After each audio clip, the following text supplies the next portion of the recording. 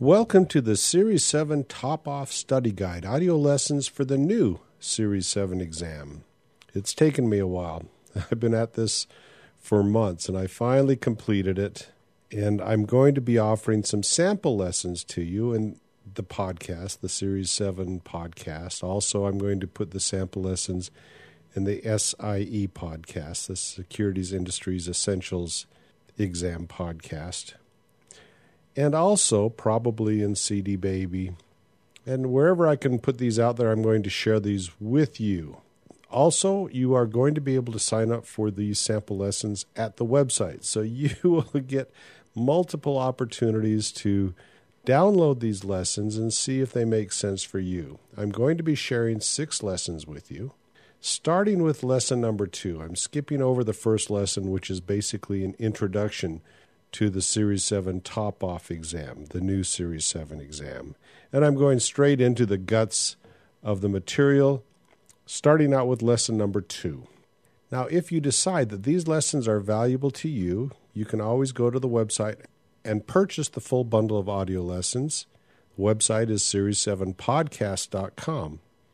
The total length of this series of audio lessons, this full course, is 32 hours and 27 minutes in length. It's 74 individual lessons. Now, I've gone through all of my old Series 7 lessons, and I've had to create quite a few new lessons for the Top-Off Study Guide, the Series 7 Top-Off Study Guide. And I've had to modify the ones that were not new. There is a big difference between the old Series 7 exam and the new Series 7 exam. The new Series 7 exam, while there are fewer questions and you have less time to complete it, what you are expected to have as a knowledge base includes all of the new information contained in the Top-Off Series 7 exam, as well as the information that you learned to prepare for the Securities Industries Essentials exam. There's going to be a lot of questions on rules and regulations, and also a lot of questions on suitability. In other words, you're going to have to go back to your product knowledge of the different investment products that you learned about in the Securities Industries Essentials exam, and then apply your best efforts in determining suitability for different clients. So we're going to be talking about suitability of different investments in many of the lessons where we're also talking about product. And by product, I mean the investment choices that a client might choose to invest in, or you might suggest to your client that he purchase. Now, when you're going to make a suggestion, make sure that you know enough about that client to make a suitable suggestion. And we will be covering why in the series of audio lessons. All right, let's get on to the lessons.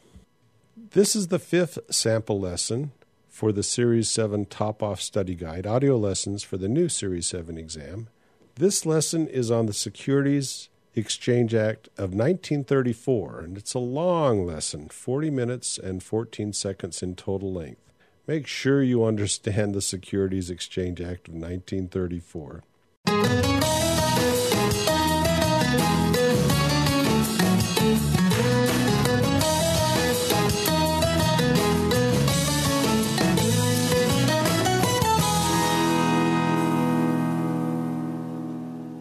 Welcome to the Series 7 Top-Off Exam audio lessons.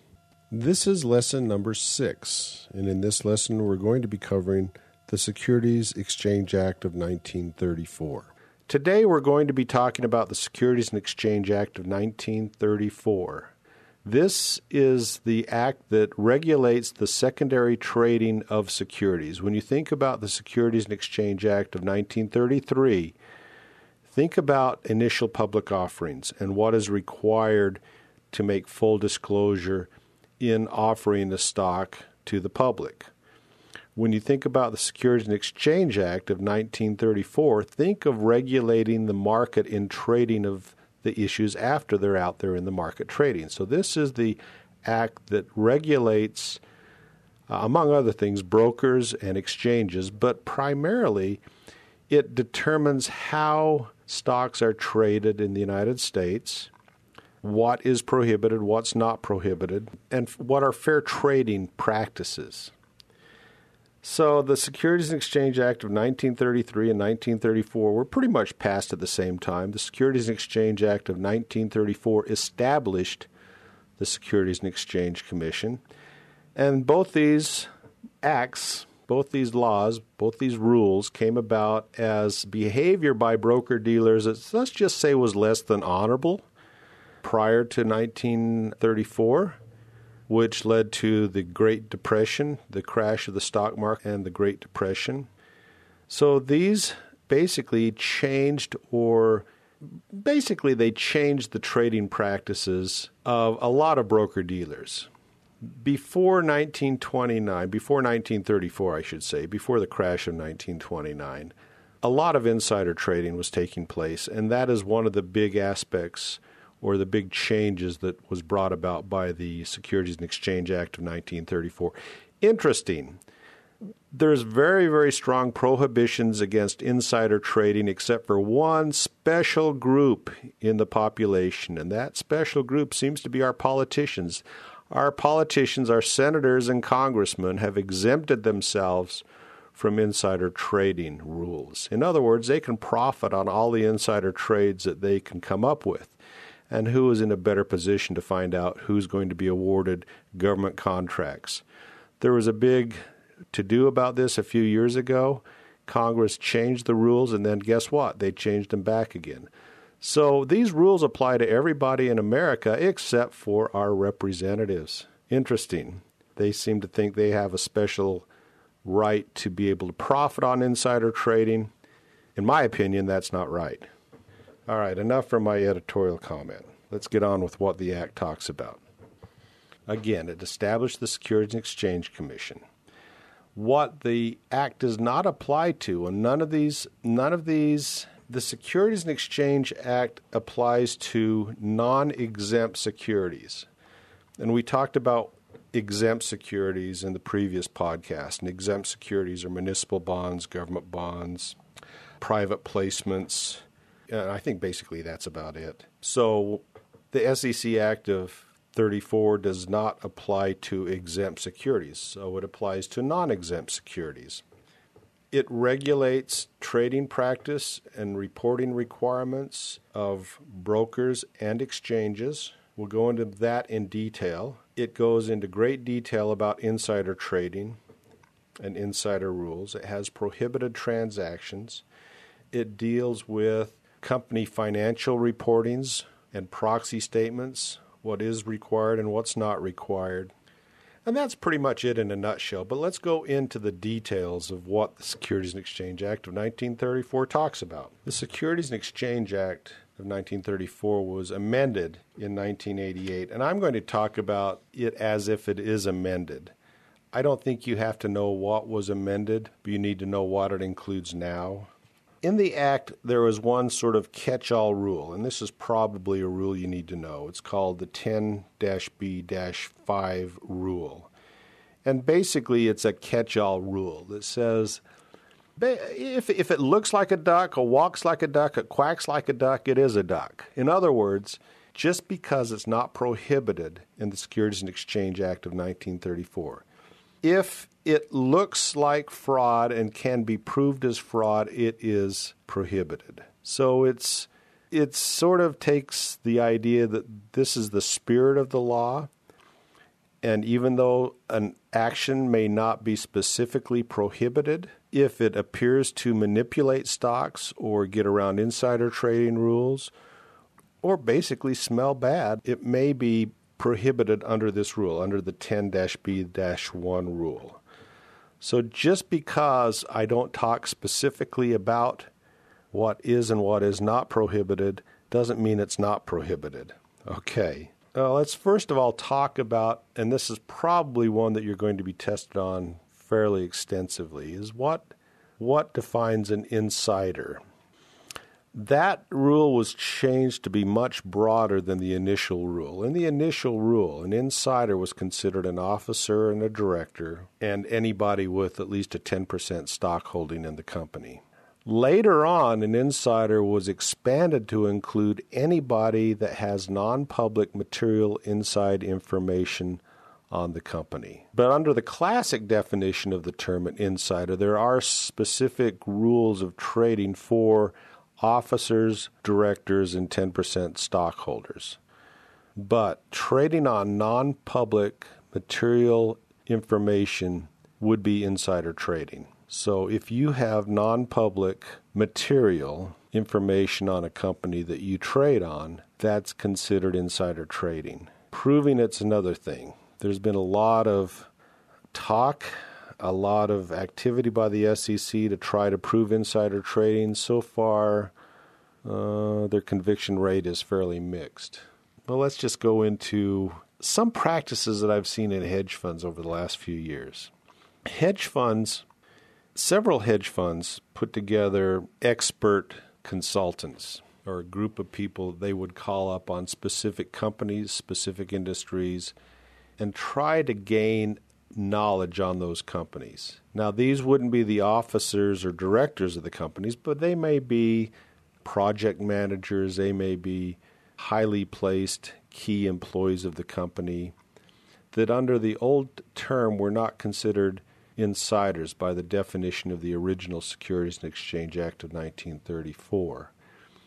Well, because they didn't fit the classical definition, some of these hedge funds went out and said, well, let me interview you and pick your brain about what's really going on that you're seeing as happening with the company, and gathered market intelligence or company intelligence in that way. Now, to me, that's basically doing your research. But the SEC has sort of come down and said, no, that's gaining material, non-public information. And the hedge funds that traded on that have been prosecuted. Now, how much of this can you do in the course of due diligence and how much can't you do? That's a big gray area right now. Actually, some hedge funds contacted me because of my particular expertise in a specific industry and asked to talk to me. I declined. I didn't really have the time. I didn't consider it illegal, but it may have been an illegal act if I had passed on some of that information. I didn't think the information I had was that particularly valuable and wasn't non-public in material, but the SEC seems to be trying to expand the definition of material non-public information much broader than it would have been interpreted in the past. So this is a big gray area that you need to consider. I consider calling employees and talking to them, doing my due diligence and doing research in companies. Just because a company or just because an employee works at a company and can tell me what he's seen does not necessarily give me an accurate picture of the overall company, but it may give me a picture of a specific part of the company. So that's a concern of mine and something you need to be aware of. But let's go back to what the classical definition of an insider was and what they can and can't do, because this still applies. It's just that insiders are now much more broadly considered. So the insiders that apply to these rules that I'm going to be talking about are officers and directors of the corporation and 10% stockholders. Now, insiders that fall into that category those insiders cannot short sell the company stock. That's a big one. They're not allowed to short sell the company stock.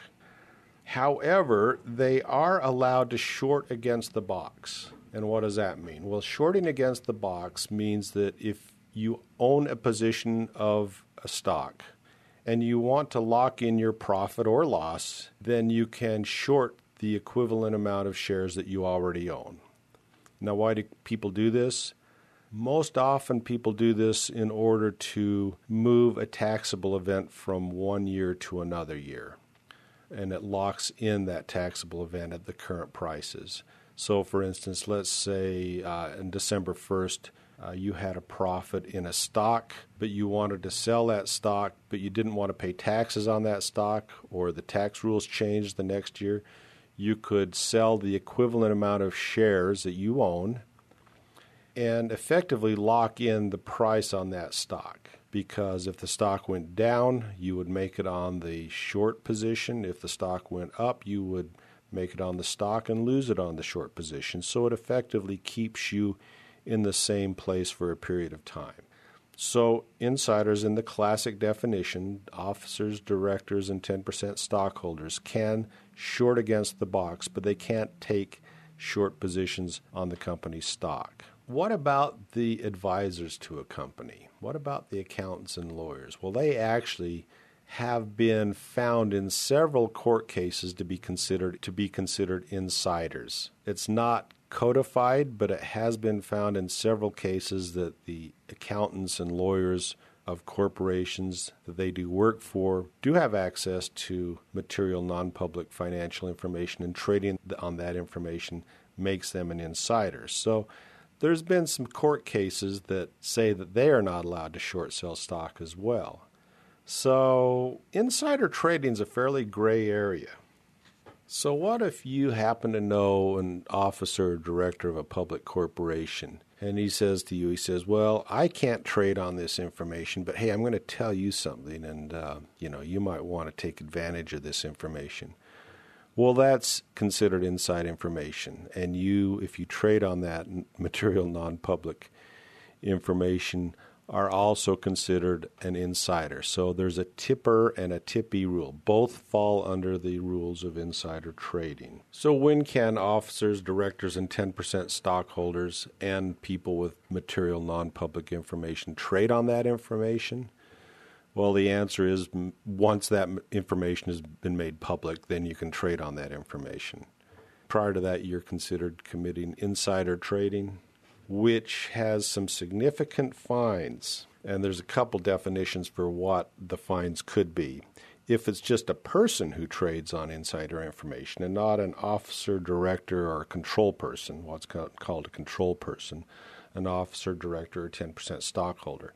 If it's just an individual that trades on inside information, that fine can be up to $5 million and 20 years in jail. If it's a control person, then it can be up to $25 million and 20 years in jail. Who gets the money? The Treasury Department. And let's say you have a buddy sitting across the desk from you that happens to overhear you talking to one of your clients and getting some material non-public information, and that he sees that you trade on that information. If he reports you to the SEC, he can collect a bounty of 10% of what the SEC gets from you. In addition to the SEC, people that are harmed by insider traders can sue insider traders. So it's not limited to the government suing insider trading.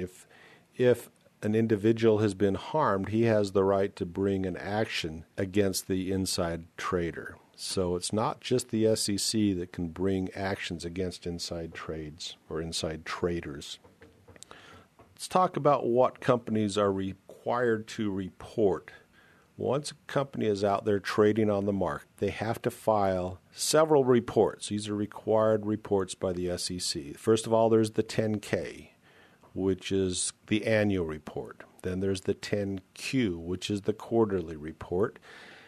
And lastly, there's the 10C, which is the 10C is a report the company files if it changes its name or if there's a 5% or greater change in the number of shares outstanding. And that has to be filed within 10 days of the occurrence.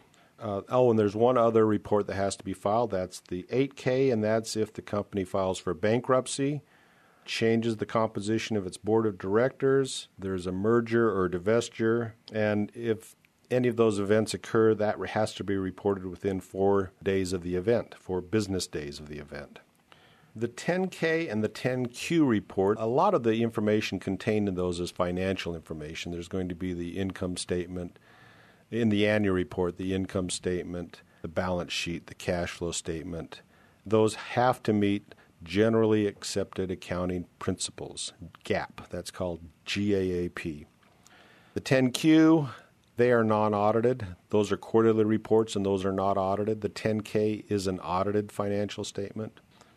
Public companies are required to get audited financial statements on an annual basis. And I read annual reports pretty regularly, and there's a lot of information that's contained in the annual reports. And nowadays you can also, when the company is making its quarterly results known, they will quite often have a conference call, and you can listen to those conference calls if you wish, and you can gain a lot of information, usually in the question and answer section of the conference call. Quite often they'll open it up for Q&A, and analysts can sometimes ask some fairly probing questions that might give you a little insight into the company. And of course, acting on that information is okay because that is public information.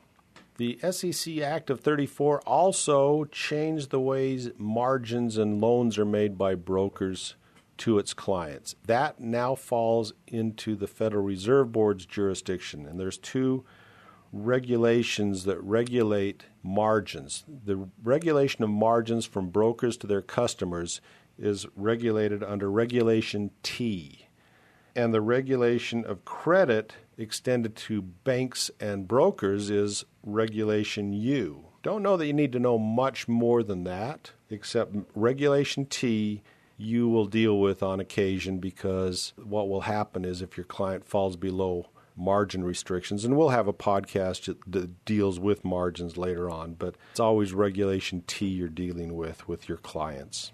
All right, the Act of 34 regulates exchanges. Now, what are the exchanges? Well, there's physical exchanges and there's electronic exchanges, and the Act regulates both of those exchanges. The physical exchanges, the big difference between the physical exchanges and the electronic exchanges are the physical exchanges, and we're basically talking about the New York Stock Exchange, the Pacific Stock Exchange, the Philadelphia Stock Exchange, and the Cincinnati Stock Exchange. The physical trading floors have specialists, and specialists have books, and specialists are required to make markets for stocks and provide liquidity for stocks.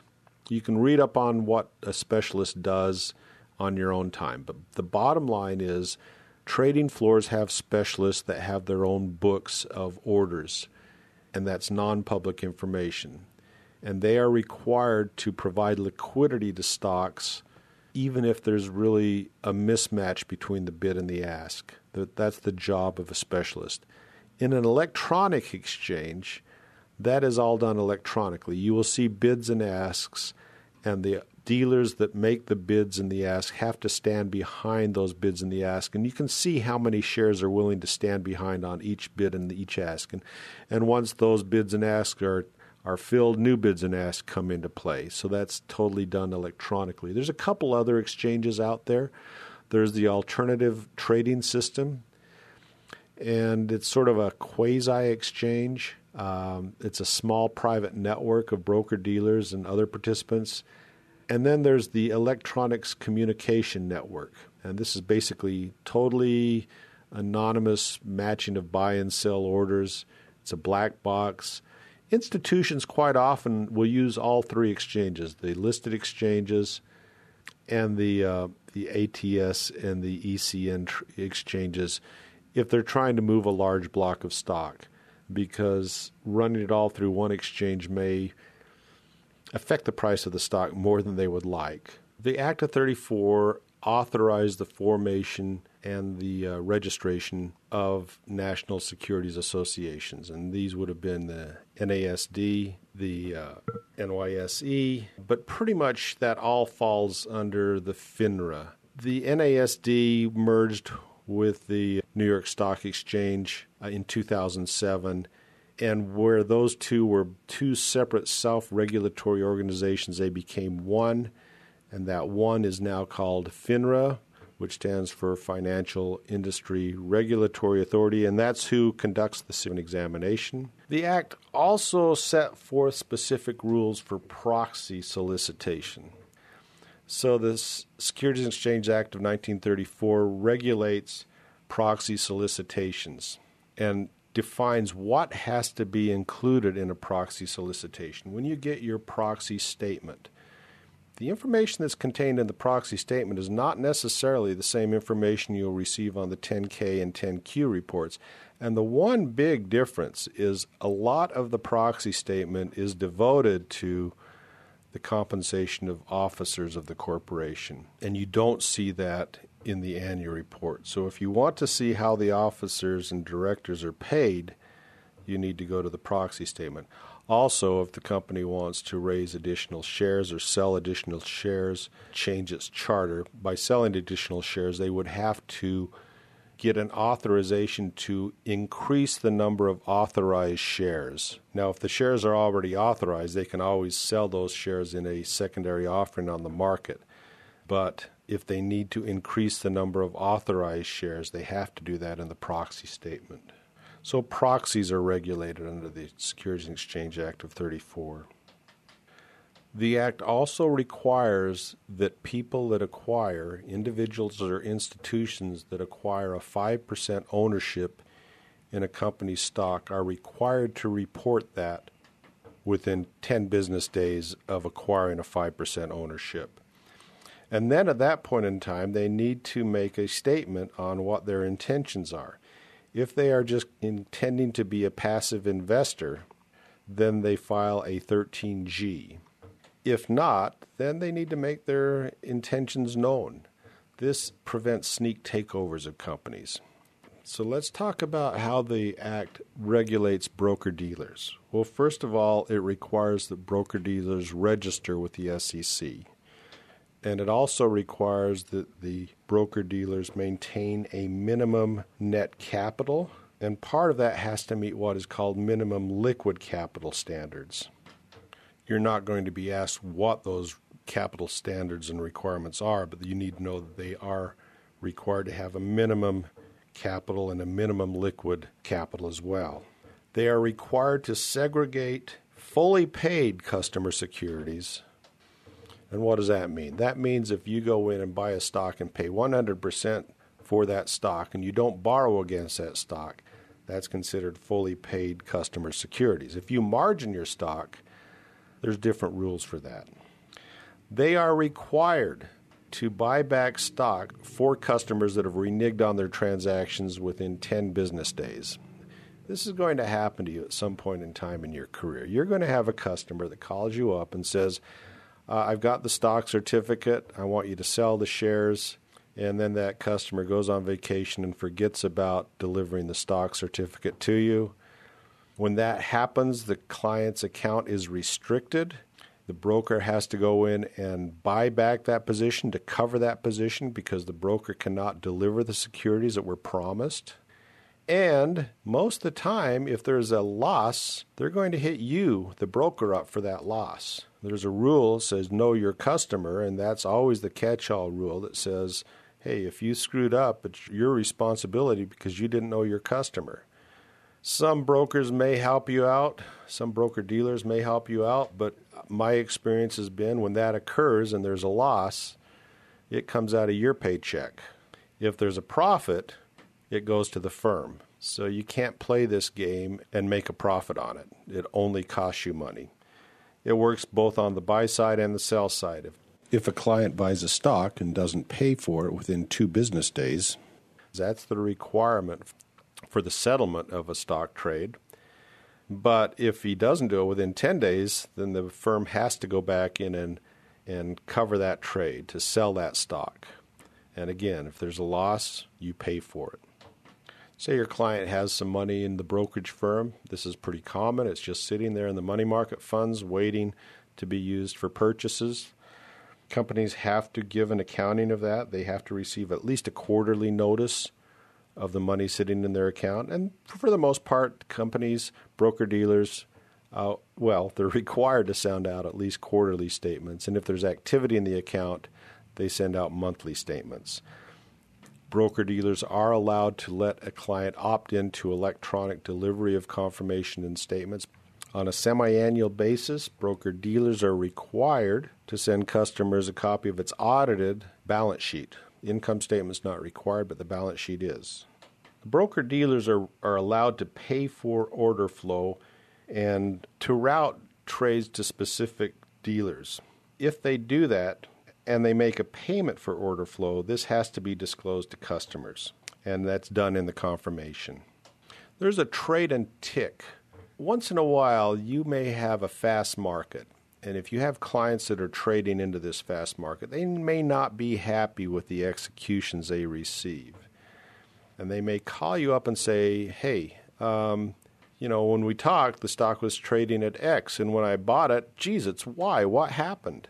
And you are allowed to get the broker-dealer to provide a trade and tick.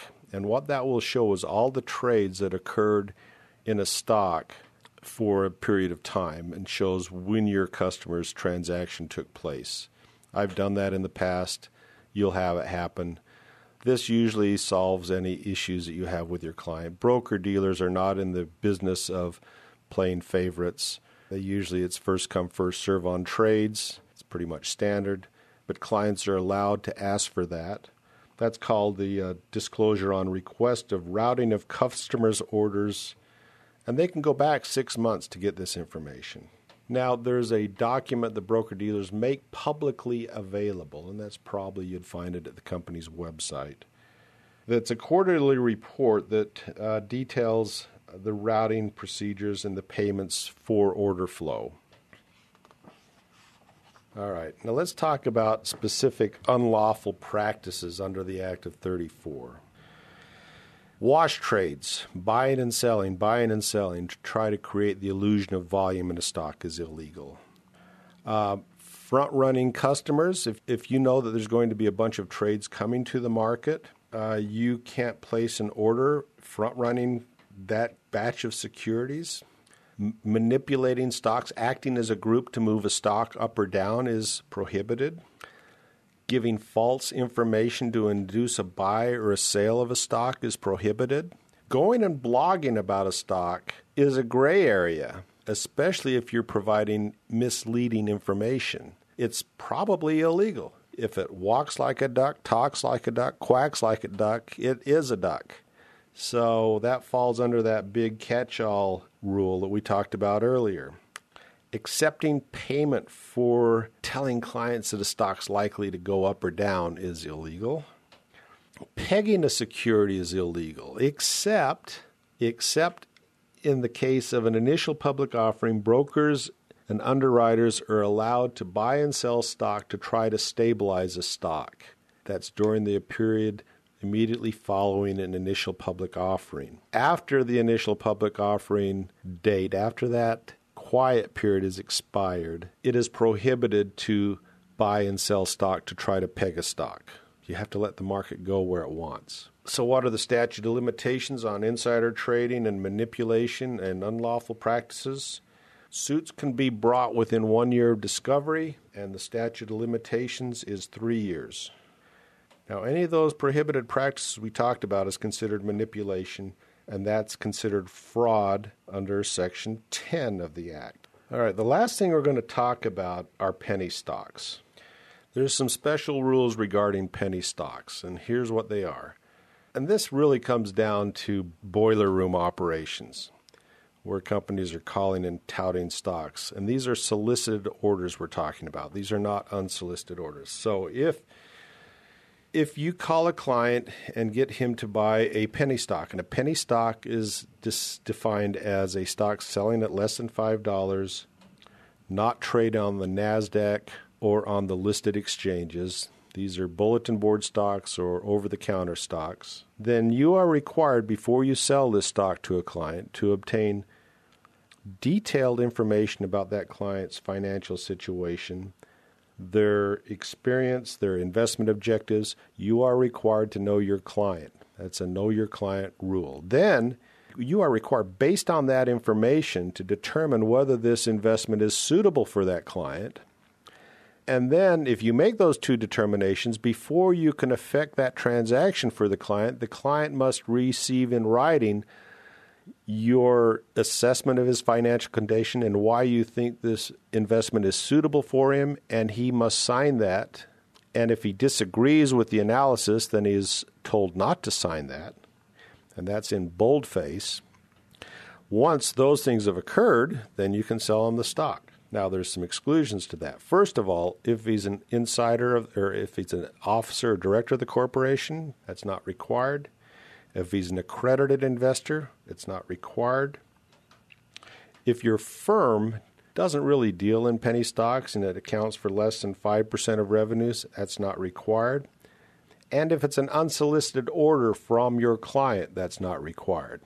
So you will have clients that call you up after going to a party and drinking too much the night before, talking to a friend that tells them about a great penny stock that's going to go up that they just heard about and learned about, and they want you to get in on the good news. Well, your client will call you up in a huff saying, hey, I need to buy this stock right away. And usually what I've done is say, whoa, why? And they usually think they have some special inside information. And I say, well, hold on a second. Let's actually look at the company. And I'll go and pull out the financial statements of the company and really do some discussions with the client about what the company is and what the company is not. Most of the time, these are blue smoke and mirror hype stocks. I usually talk my clients out of these transactions. I've rarely been sorry, and the clients usually have been thankful. So be careful on buying penny stocks for your clients. At least make them step back and look at the financials of the company. Usually the financials are non-existent or so appalling that anybody buying these stocks would be considered an idiot. But that doesn't stop some people. All right. In addition to what you've just learned about the Securities Exchange Act of 1934, there are a few things specifically contained in the outline that apparently you have to have some understanding of. And I'm going to address those here. We're talking about Section 15C2-12, which is called Municipal Securities Disclosures. I'm going to summarize that for you. So this is talking about disclosures about a municipal bond that occur after the initial issuances of the bond. So this is going to be reflecting the financial health or operating condition of the state, local government, or the municipality as it changes over time, or specific events that can have an impact on key features of the bond. It requires that dealers, when they are underwriting municipal securities, certain municipal securities, those in excess of $1 million primarily, to enter into an agreement to provide information to the Municipal Securities Rulemaking Board, the MSRB, about the securities on an ongoing basis. So annual information that's required is operating information provided by the state or local government, the audited financial statements for the state or local government, or other obligated persons if available. They need to notify of any of these events, any principal or interest payment delinquencies, any non-payment related defaults, any unscheduled draws on debt service, which might reflect financial difficulties, substitution of credit or liquidity providers or their failure to perform, adverse tax opinions or events affecting the tax-exempt status of the security, modifications to the rights of security holders, bond call and tender offers, defeasances, release, substitution or sale of property securing repayment of the securities, rating changes, bankruptcy, insolvency, or receivership, merger, acquisition, or sale of all issuer assets, appointment of successor trustees, financial obligation, incurrence, or agreement if it's material, in the event of a default, the acceleration, termination events, any modification of terms, or other similar events under the terms of financial obligations of the obligated person, any of which reflect financial difficulties. So let's talk about the time frame for submitting these disclosures. First of all, the annual disclosures must be disclosed annually on a specific date which they agree to.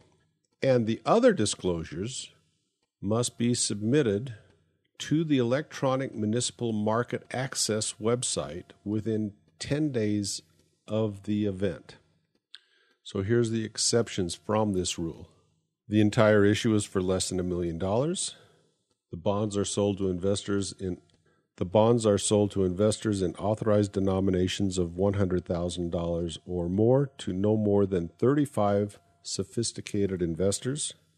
The bonds are sold in authorized denominations of $100,000 or more and mature in 9 months or less from the initial issuance.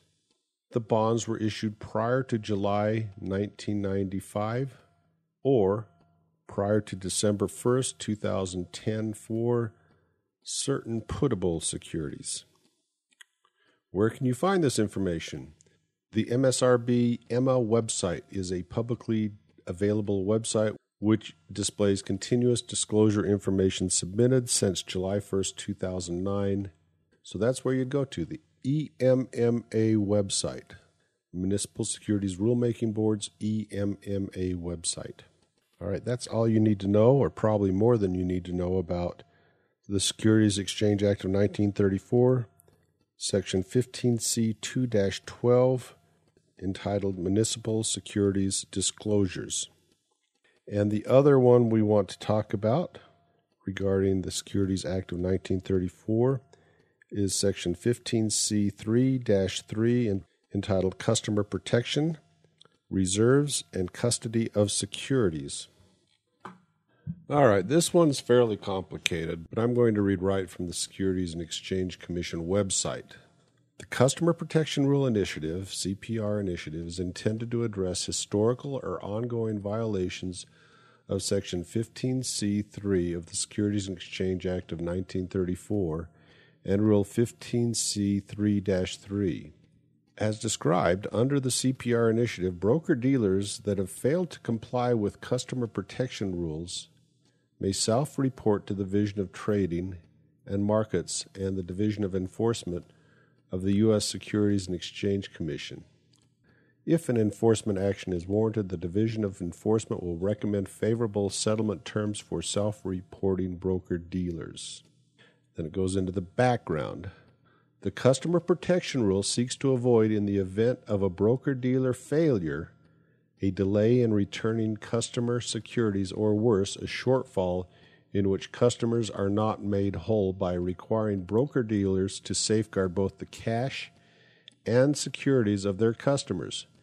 Its requirements work to achieve this objective by eliminating the use of broker-dealers of customer funds and securities to finance firm overhead and such firm activities as trading and underwriting, through the separation of customer-related activities from other broker-dealer operations.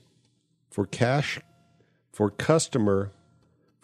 cash, Rule 15C3-3 requires a broker-dealer to maintain a reserve of funds or qualified securities in an account at a bank that is at least equal in value to the net cash owed to its customers. The amount of net cash owed to customers is computed pursuant to a formula contained in Exhibit A to Rule 15C3-3. While the formula itself is somewhat complex, it embodies a simple concept for the responsible stewardship of customer cash. If a broker-dealer owes more to its customers than its customers owe to it, the broker-dealer must set aside at least an amount equal to that difference so that it is readily accessible to repay customers. All right, basically that's it in a nutshell, and the rest of this that I'm looking at the website is talking about how firms go about self-reporting and other things that deal primarily with the broker-dealer in maintaining compliance with this act. But basically it says that broker-dealers have to set aside money equivalent to the cash owed its customers. All right, I think that's a good enough summary of this section. That finishes up what we're going to be talking about of the Securities Exchange Act of 1934. This is going to come up many times in future lessons, so make sure you understand this. All right, thanks for listening to this sample lesson. If you decide you want to purchase the full bundle of audio lessons, go to series7podcast.com, and that's series and the number 7, so series and the number 7 podcast.com. Click on the Series 7 Top-Off Study Guide, Audio Lessons for the new Series 7 exam, and it will take you to a service called Gumroad. Gumroad will take your credit card information and then send you an email link where you are allowed to listen to or download the MP3 files. Let me strongly suggest, that you take the time to download the individual audio files into your computer. The total length of this full series of audio lessons is 32 hours and 27 minutes. So download all the MP3 files to your computer and then take the time to upload the individual MP3 files that you want to listen to back to your listening device. This would take up a lot of storage space to put the full series of audio lessons onto your listening device. I provide in the download a PDF document which explains how to go through the process of downloading the MP3 files to your computer and then uploading them into your listening device. And I'm assuming by listening device, you're talking about an iPhone or another smartphone of some sort. You can also do it into the old-fashioned iPods if you want to do that. Gumroad does have an app which you can use to listen to the audio lessons, but I think you will have a lot of problems using the app. It has not been updated in quite a few years. I'm hoping that Sahil Lavinga, the founder of Gumroad, will be upgrading this app in the near future. But until then, if you want to purchase the full series of audio lessons, the best way to do it is to download it into your computer and then upload the individual MP3 files into your listening device. Now, a lot of people have asked me why I don't put the full series of audio lessons out on, let's say, a service like Audible or iTunes. Well, if I did that, they take such a big portion of my revenues that I would probably have to more than double the price that I charge you for this series of audio lessons. I try to keep the price reasonable and affordable to you. And if I uploaded it to those services, I just wouldn't get enough to justify the trouble that I go through to put these audio lessons together. All right.